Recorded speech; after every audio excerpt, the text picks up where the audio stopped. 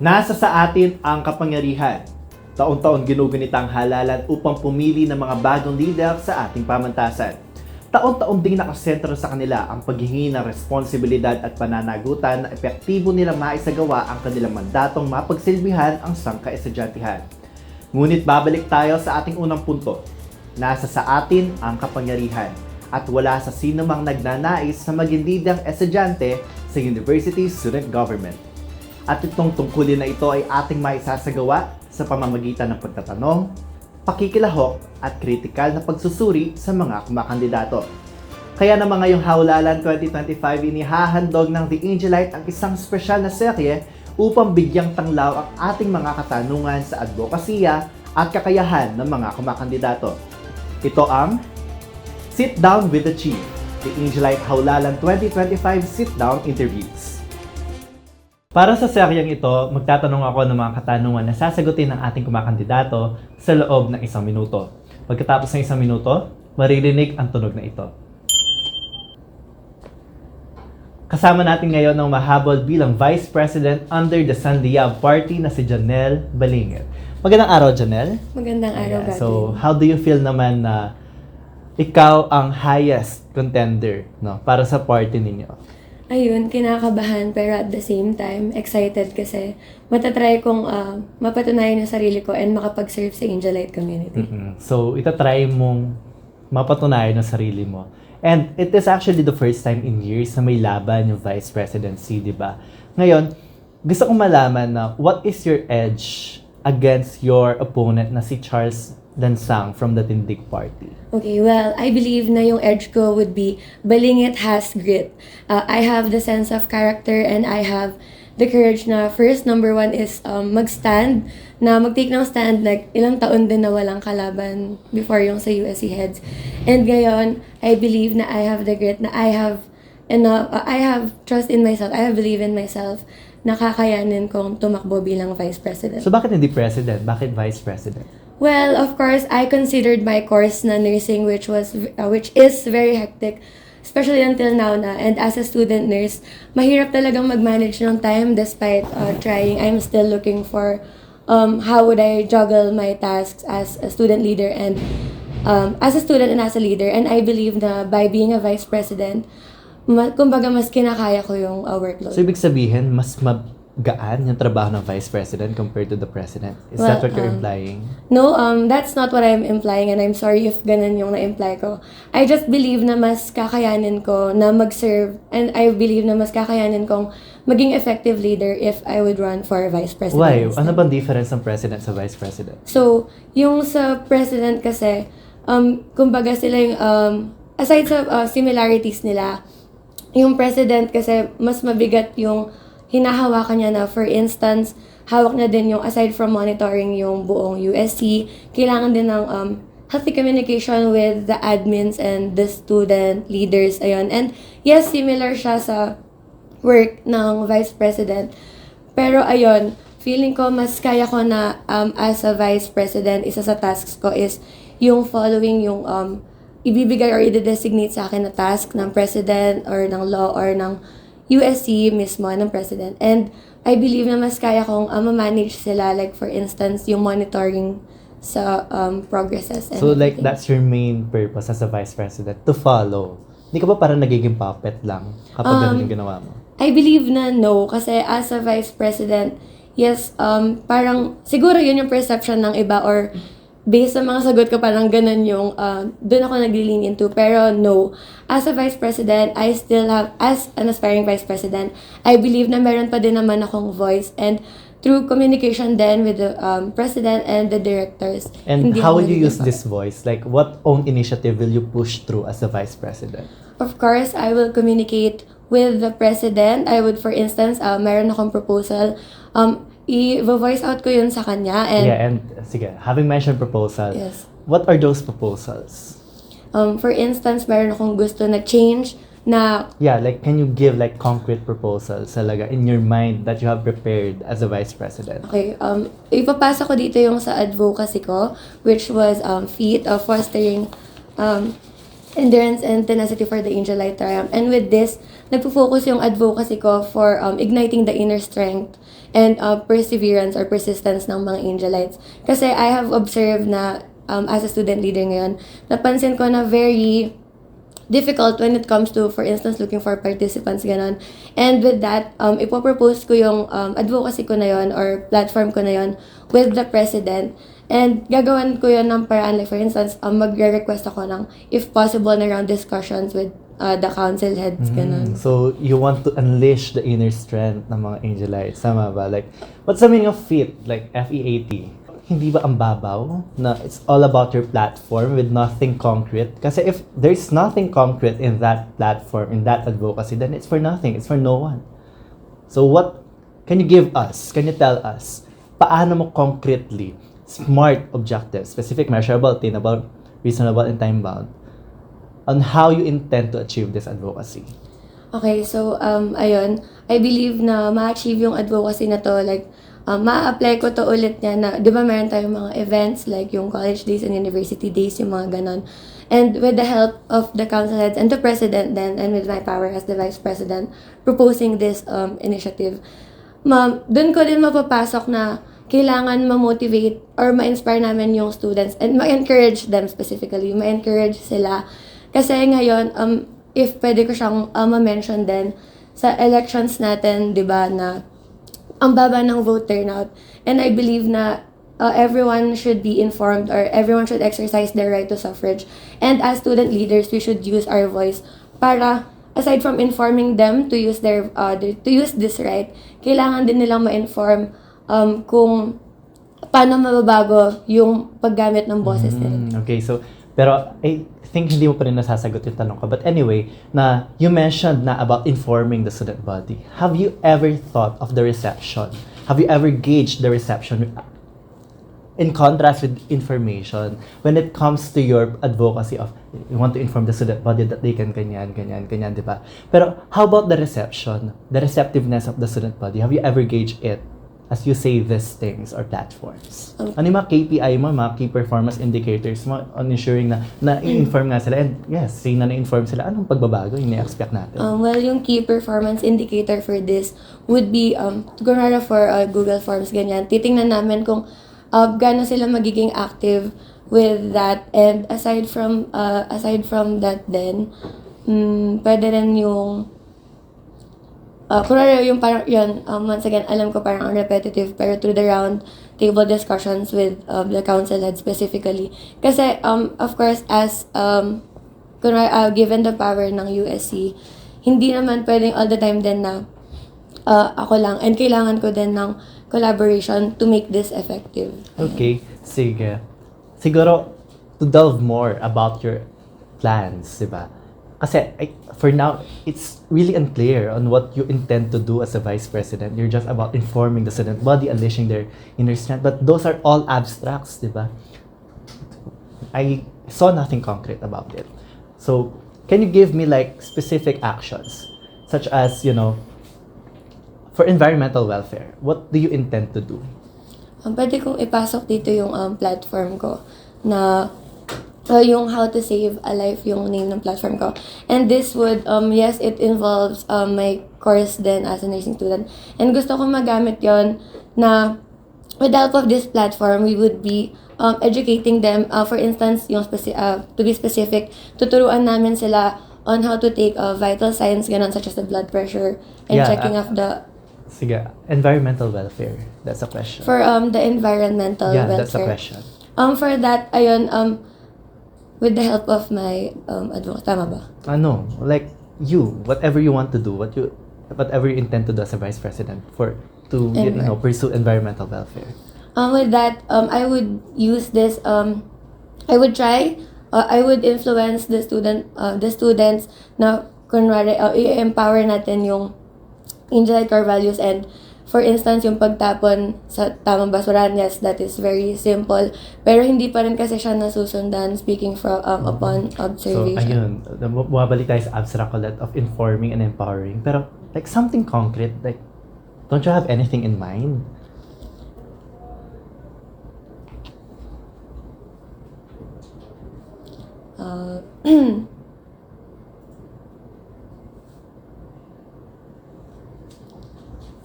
like concrete na specific Yeah, on how actually, to... aside from, of course, we inform, di ba, na it's a very basic knowledge na we know how to segregate basura, di ba? Pero, like, is that the only problem? And should informing be the only resort that we can do? Considering the power that you hold in the University Student Council? Despite kahit na may power kasi ako, at the end of the day kasi realistically speaking, it's always up to the students pa din if they'd follow or not. And pero I would still try my best na gamitin yung power ko na to, and along with my platform and with the help of the USC if I were ever to be elected. Okay. Broken facilities. With the broken facilities, ito yung isa sa mga pinaka-problem talaga ng Huling Angel University. And with this, kailangan talaga natin makipag-collaborate with the administration. And kailangan nating makapag-make ng proposals. Like for instance, merong mga, kahit marami tayong mga comfort rooms dito sa university natin, minsan hindi sila lahat nagagamit. For instance, tas yung kailangan din natin ng mga bidding specifically, which was always proposed pero hindi talaga sila na-approve for some reason. Kailangan talaga nating ma-convince, and kailangan talaga natin tong ma-up talaga lagi sa administration, and sa mga focusing din naman sa mga buildings, especially kahit meron tayong mga buildings na hindi talaga sila nagagamit, kailangan natin yon ma-raise once again sa administration, na kahit alam ko naman na there are times. Yeah. Sige, as a woman, I think this is close to your heart, diba? Menstrual care. Okay. Ayun din, with this, napansin ko na parang wala sa university natin yung mga free na pads. Hindi ko siya alam paano ko siya explain. Pero yung mga may pads or tampons or liners na nasa mga comfort rooms.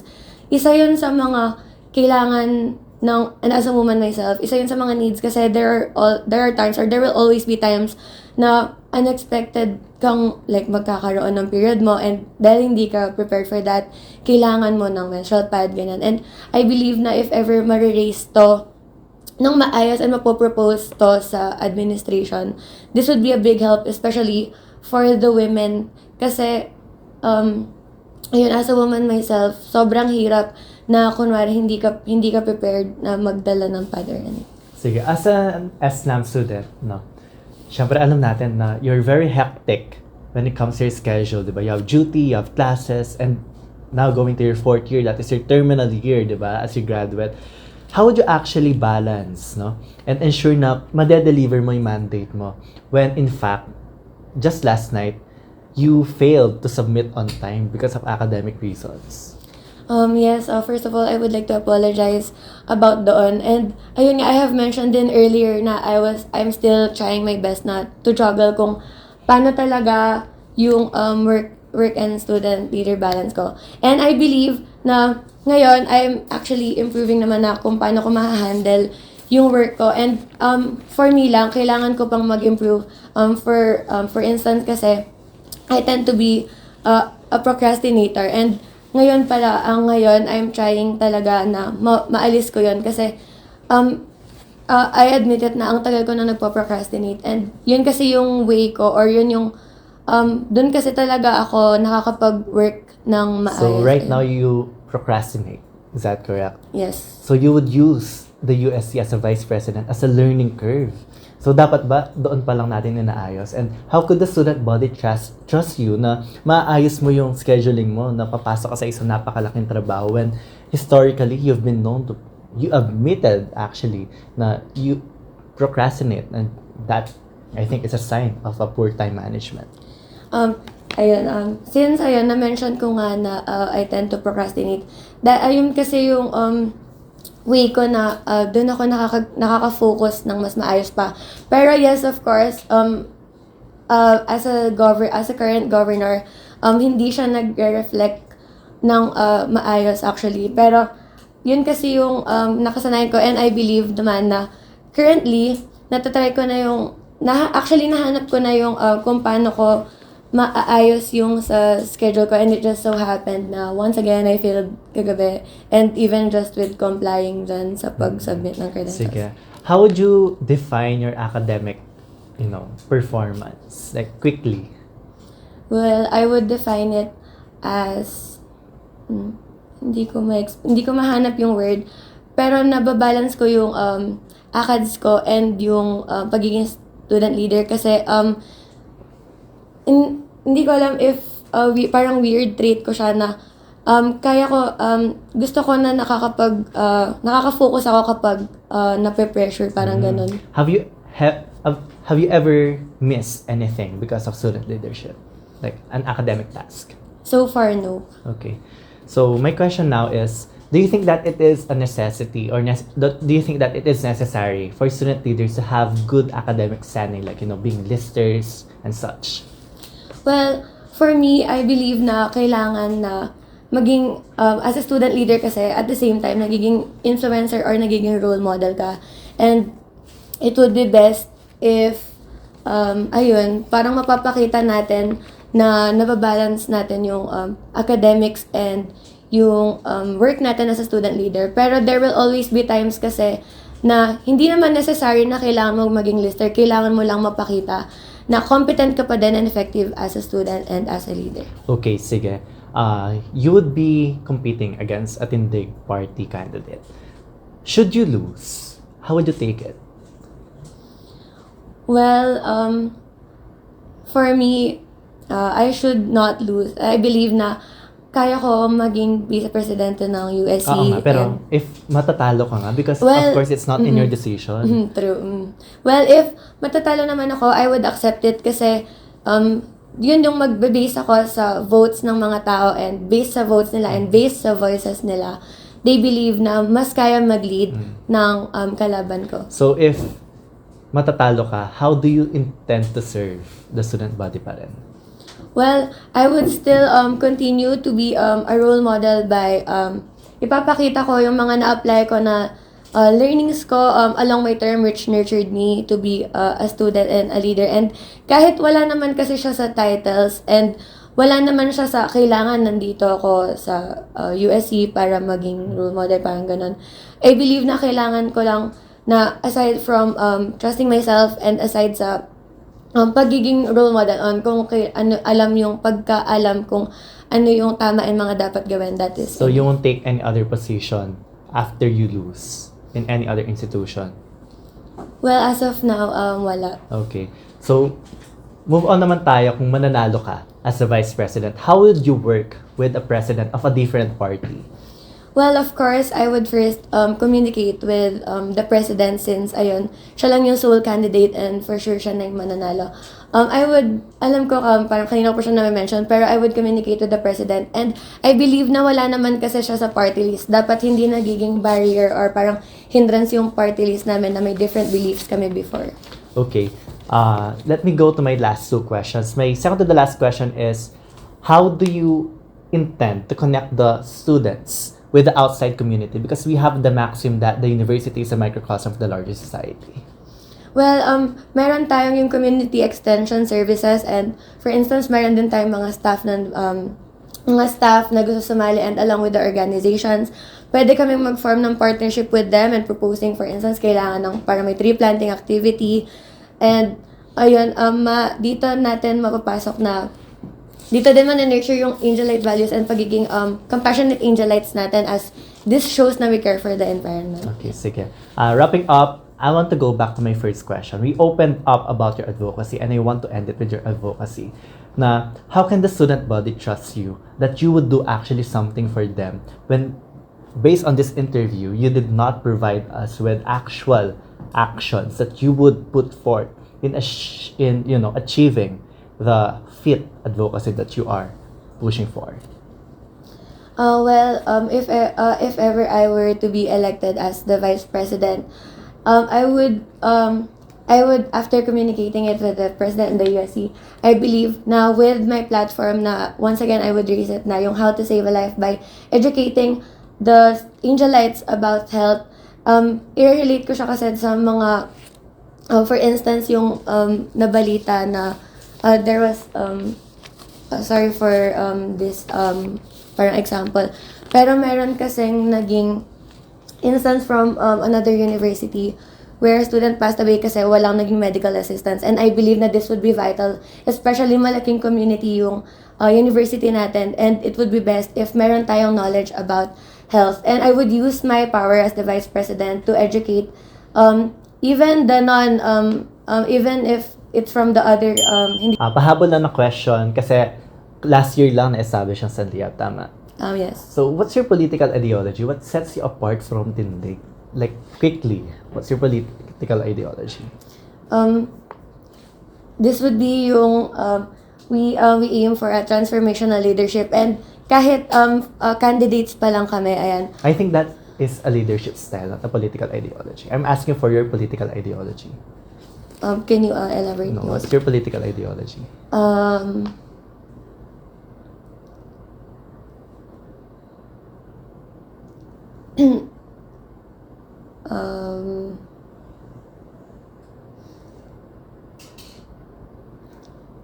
Yes. I think that's all for me. Thank you for attending this interview. Well, I wish you the best of luck, whatever happens in the election. No? If you win, if you lose, no, still continue with the leadership of transparency and accountability. So, for now, take this moment to introduce yourself and, share with the student body your advocacy and platforms as you run as a Vice President. Okay, good day everyone. I am Jannelle Balingit, a third-year level nursing student from the SANLIYAB party, running for the position of Vice President. And once again, I would raise my platform, 𝗕𝗏, which is fostering endurance and tenacity for the Angelite triumph, wherein I will ignite the inner strength and the persistence and perseverance of the students. And by using my position as the Vice President, para maging possible yung advocacy ko na to. And I would like to grab this chance then to apologize as hindi ko masyadong na-elaborate ng maayos yung platform and advocacy ko. Yan. Thank you so much. Andiyan nagtatapos ang sayakin na ito kasama si Vice Presidential Jannelle Balingit from the SANLIYAB party.